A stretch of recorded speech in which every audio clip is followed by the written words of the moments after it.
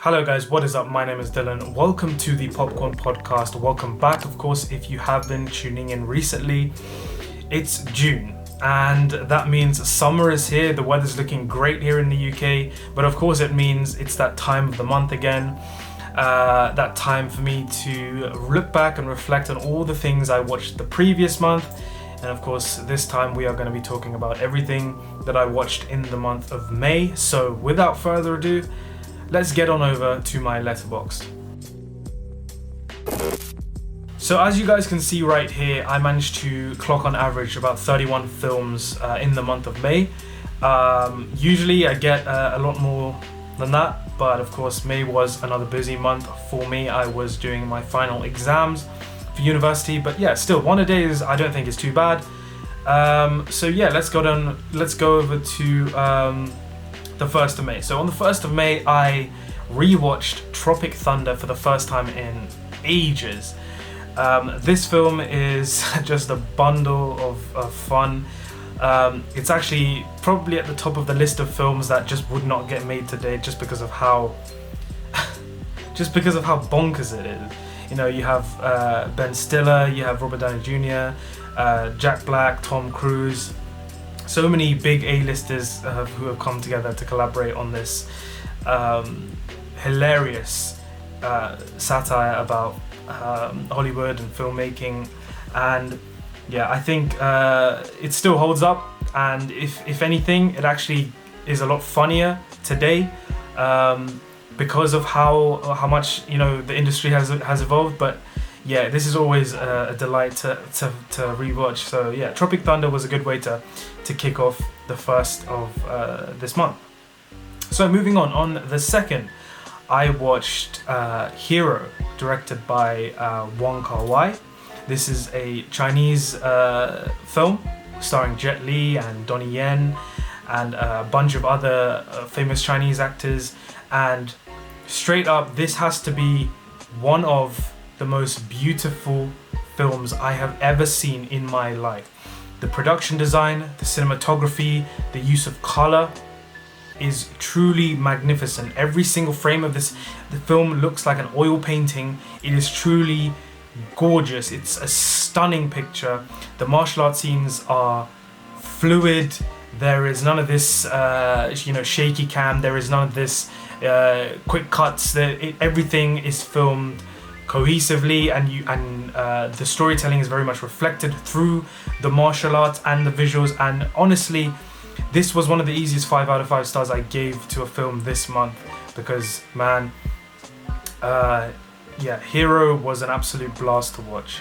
And I 100% definitely recommend you check it out and try and watch it on a big TV to really sort of get that epic scale and size and really appreciate the visual beauty of this film, because it's seriously like nothing I've ever seen before. Anyways, on the 5th, Butcher. I think this is another reference to myself watching The Boys, which of course is the TV show The Boys. And I think I was just doing a Letterboxd post to basically pop on there the link to the video that I made on The Boys, of course. So if you guys have seen The Boys and you're interested in checking out my thoughts on it, I will leave a link in the description box down below so you guys can do that and check out the video I made. I think it's a pretty good video, I hope. So yeah, anyways, later on that night I watched A Bronx Tale for the first time. This is of course Robert Downey Jr., Robert De Niro's directorial debut, which of course he stars in, and this was a pretty good film. I enjoyed it a lot. It was good to get back to the classic. I think this was in the 90s. It was good to go back and watch a film that was of course in that era of cinema. It is another gangster sort of flick, but it's one with a lot more a lot more. There's a lot of human emotion in this film, and it's quite a small scale gangster film. It's nothing like, of course, The Godfather and of course Goodfellas, which of course are two films that definitely had influences on this film. But yeah, I think this was a really solid entry. I don't think it's a masterpiece or anything, but Still a very, very good film, and if you haven't seen it and you like, films like The Godfather, like Goodfellas, definitely check out A Bronx Tale. On the 6th, I watched The Kings of Summer. I've had sort of an up and down relationship with teen flicks. I like a lot of them, but it's easy for a film centered around teenagers and all that stuff to be really bad. But this one was such a pleasant surprise. I absolutely loved The Kings of Summer. It is such a relatable movie as well, about growing up, about dynamics with your parents, about dynamics with your friends, with girls. So there's a lot of stuff in there that I actually related to myself, and overall I think it's just a really well-made film as well. And it's on Amazon Prime right now, so if you guys want to check it out, let me know what you think of the movie. Anyways, moving on the 7th, I watched the new Mortal Kombat. Now, I actually enjoyed this film a lot more than I thought I would. I have played the games. I do own the games. I have played them quite a lot growing up. But I'm not crazy over the Mortal Kombat stories or anything like that. But this film, of course, this is obviously going to be... a lot of people would consider this just to be a garbage throwaway action film. And in many ways, it is. But I gave it 3.5 out of 5 stars just because of how much fun I had with it. And... I thought the action sequences were pretty good. The fatalities, which of course if you've played the game, a lot of fatalities take place, and I had a lot of fun watching those happen. So yeah, I'm not a psychopath, but yeah, it was a treat. Anyways, I actually went, can't believe this, almost a week without watching a movie. Oh my god, a week without watching a movie. Oh my god, what are you gonna do? But seriously though, this is actually the longest I think I've gone without watching a movie in I can't remember. But that is of course because I was doing exams, and that was a very exam heavy time that week. But anyways, on the 13th I watched rom-com starring Daniel Radcliffe called What If. I thought that this was pretty decent. I mean, I think my general feelings towards this film is there are a lot of scenes by themselves which are top tier rom-com, but I feel like everything else in the middle, and particularly the ending of the film, how the film wraps up, was just very generic, and that sort of brought it down to a 3 out of 5 stars. But still, it's quite a cute, quite a fun little rom-com if you do enjoy rom-com, so definitely check that out. On the 15th, I watched Bo Burnham's directorial debut. I think it's his directorial debut in 8th grade, and this is one of those films where even if you didn't have a similar experience as the main character, you still find yourself relating to a lot of the aspects in the story. And yeah, this was, I think, a terrific film to watch, and I wouldn't say I had a lot of fun with it, but it's one of the most sort of heartfelt, really character-driven pieces that I watched this month. And I've been meaning to check it out for a while, but only finally got around to watching it. I think it was great. I think I gave it a 4 out of 5 stars. Anyways, that night I watched Four Lions, which of course, if you are in the UK, you probably would have heard of this. Even if you're not in the UK, and if you've seen this, this is comedy gold. It's such a ballsy film as well. And like Tropic Thunder, but not like Tropic Thunder as well, it's one of the films that probably, I don't know if would get made today, but still, this film is just hilarious, of course. And to think that someone like Riz Ahmed went from, starring in a film like Four Lions, and now he's a Best Actor Oscar nominee, is just crazy. And of course, Benedict Cumberbatch even makes an appearance in this, which was crazy to see him in a film like this. But yeah, Four Lions is a lot of fun. Here in the UK, a lot of us watched this film growing up in school and used to talk about it. And yeah, this is quite a touchy film, but it's comedically brilliant, I think. Anyways, moving on. On the 17th, I watched Taylor Sheridan's new film Those Who Wish Me Dead, starring Angelina Jolie. I didn't think this was as bad as what a lot of people are saying about it. It is a bit of a letdown considering it's Taylor Sheridan, and he's done much better than this before, like films like Wind River, and of course the scripts for Sicario, films like Hell or High Water, and of course the series Yellowstone, which I'm still yet to see. This was alright, you know. I feel like it's a very well directed and told, concise, film, but it didn't leave me with a lasting impact, if that is sort of, if I can summarize it like that. But anyways, oh boy. So from the 18th to the 21st, I essentially watched every single Saw film. Now, the first Saw film, directed by James Wan, of course, I think is terrific. I think it's set the standard for a lot of, horror films in the industry, and I think it holds up pretty well. There are some bits here and there that, because this was made in 2003 to 2004, you can tell that, have been dated, but the majority of it, I think, personally holds up quite well.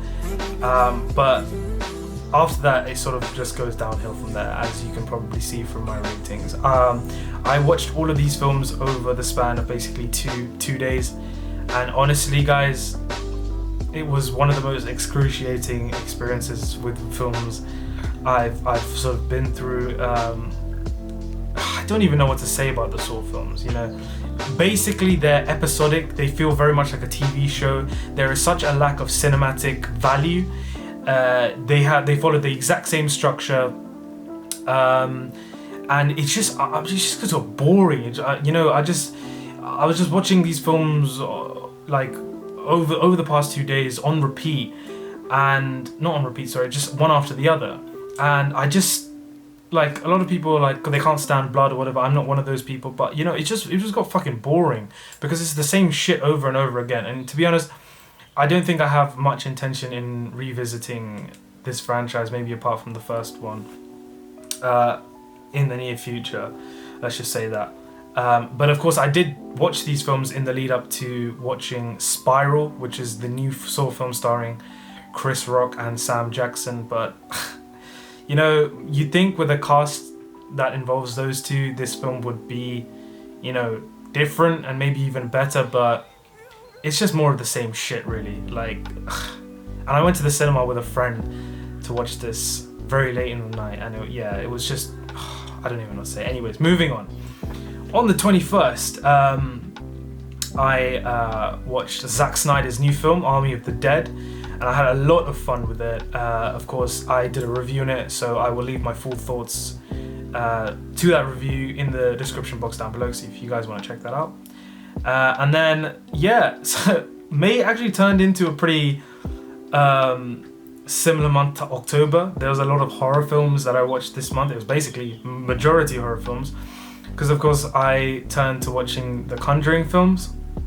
First Conjuring and the second Conjuring, these films I am a fan of. I really love what James Wan did with those two films.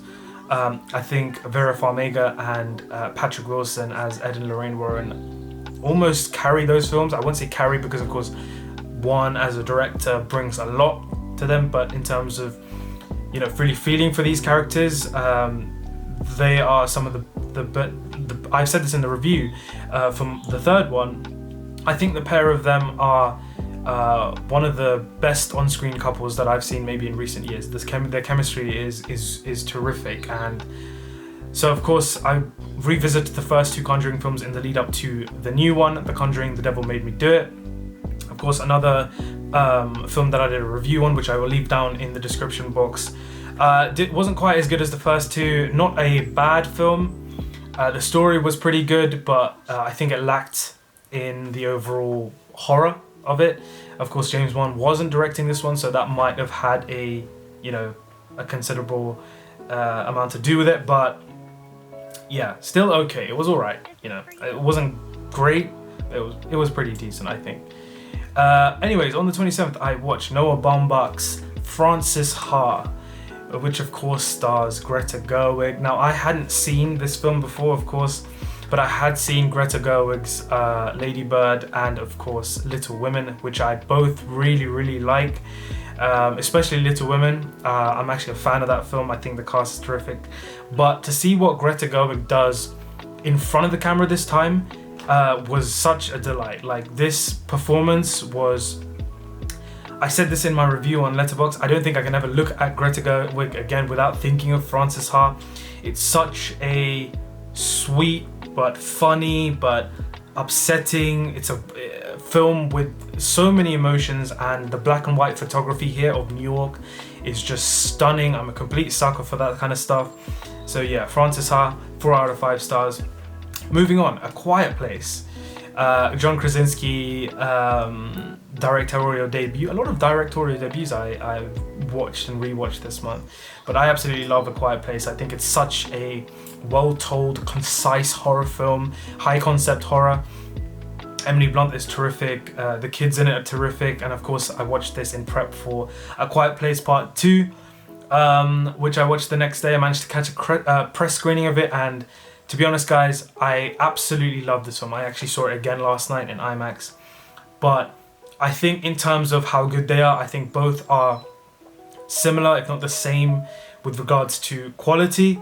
But I think, yeah, it comes down to a matter of personal preference, whether or not you like the, the family dynamic, close encountering, concise, one location type horror that the first one did, or you like the expansive storylines where, the characters go and explore more areas that have been ravaged by this apocalypse. And Cillian Murphy in this film as well is terrific. And I rewatched it again last night, like I said, and I think I made my mind up that I do prefer the second one over the first one. And yeah, I just absolutely love this. This might be my my favorite new release of 2021 so far. So yeah, anyways, on the 28th, came back, watched Never Back Down. Of course, this is one of those American teen films about, just your standard teen, gets beat up in school, learns martial arts, learns MMA, comes back, beats the bully, gets the girl. Nothing really, original here. It's entertaining, I'm not bored when I watch this film, but yeah, it's not amazing. Moving on the 29th, I watched The Woman in the Window, which is on Netflix. And this film should have been so much better, man. I mean, it has a great cast with the likes of Amy Adams, Gary Oldman, Julianne Moore. But yeah, it reminds me a lot of The Girl in the Train. I don't know if the screenplays or the source material, or if there is source material, is similar, or the same guy who did it, or I don't know. But it reminded me of the Girl on the Train, which was also quite disappointing. Yeah, this one is, I think you can skip this one, but it's not a badly directed film. Anyways, on the 30th, I rewatched Zack Snyder's Sucker Punch. Now, I am in the minority here when I say I actually enjoyed this film. I know it's got a lot of shit in the past for a number of reasons, but I actually think story-wise, it's actually the real Birds of Prey, if that makes sense. Like, I liked Birds of Prey, but I think this has a better story, better characters than Birds of Prey. And yeah, it was one of those films I just sat back on the couch and just enjoyed the whole spectacle of it, and didn't really think too much about anything else. Just had a lot of fun rewatching this one. But yeah, anyways, later on that night, I checked out The Neon Demon, directed of course by Nicholas Winding Refn, who of course did one of my favorite films of all time, which of course is Drive. There's like a poster of it down there, and there's a poster of it just up there. He is one of the most unique filmmakers working, and I think this film was a better film than Only God Forgives. Once again, all these films are so beautifully shot, but this one is, if you're wondering what it's about, a brief synopsis would be, it's focused on a young model who comes to LA and sort of goes into the modeling industry and essentially races to the top, because every producer, every fashion designer, everyone in the model industry modeling industry and fashion industry wants her, and it's about how all these other models react to that happening and how jealousy seeps in, and there's a horror aspect to it in the third act, and it turns quite sinister, and there's a lot of fucked up shit that happens in this film. But yeah, I enjoyed this a lot. It almost gave me an epileptic fit watching. There's one scene where there's a lot of lights and striking visuals, and I was in a dark room sitting and watching it on my big TV by myself, and yeah, it was quite harsh on the eyes, but you know, nevertheless, still I think a good film, I think. So my last film of May was of course the masterpiece, which is Parasite, directed by Bong Joon-ho, of course. If you don't know what this film is, of course you've been living under a rock, but I doubt anyone watching this video hasn't heard of Parasite or seen Parasite. It's an absolute revelation in filmmaking, in storytelling. I haven't got a single thing bad to say about this film. I think it's a masterpiece and certainly one of the best films of the decade for sure. But yeah, that's it. That is my month of May wrapped up. Let me know in the comment section down below what you managed to check out this month, and if any of these films that I just mentioned are, you know, your favorites, or you have strong opinions. Let me know, and I'd love to obviously chat with you guys. And of course, if you did enjoy this video, be sure to leave a like. If you're new, consider subscribing to the channel for more videos like this, more movie reviews, more video essays, and I'm planning a lot of new videos coming up in the next couple of months, so stay tuned for that.